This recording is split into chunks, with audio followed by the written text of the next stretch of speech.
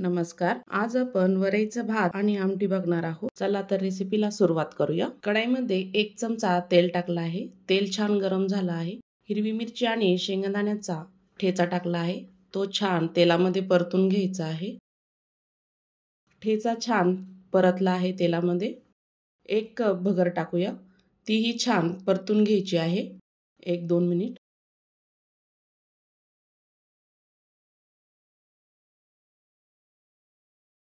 त्यानंतर गरम पाणी टाकायचं आहे. 2 कप गरम पाणी केलं आहे, ते ओतून घेऊया. चवीपुरतं मीठ टाकायचं आहे. मिक्स करून घ्यायचं मस्त असं. झाकण ठेवूया.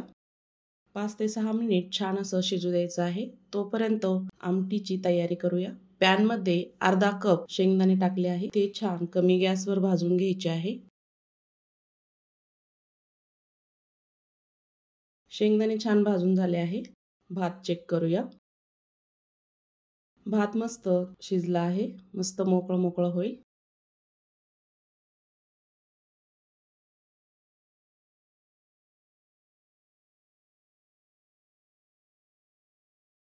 वरईचा भात छान असा शिजला आहे. झाकण ठेवून कढई आपण बाजूला ठेवूया. वाफेमध्ये छान असा तयार होतो. भाजलेले शेंगदाणे मिक्सरच्या भांड्यामध्ये टाकायचे. थोडंसं आलं टाकायचं.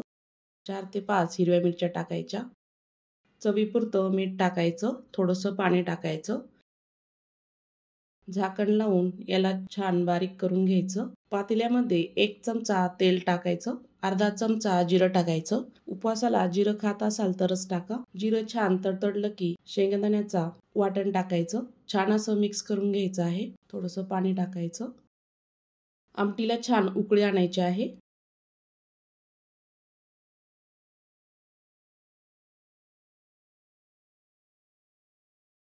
आमटीला छान उकळी आली आहे. मस्त अशी आमटी छान शिजली आहे.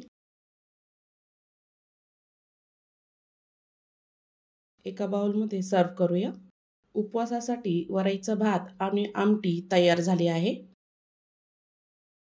झटपट अशी वरईचा भात आणि आमटी अवश्य तयार करून बघा. हा वरईचा भात पचायलाही खूप हलका असतो. लिंबू टाकून मस्त असं सर्व करूया.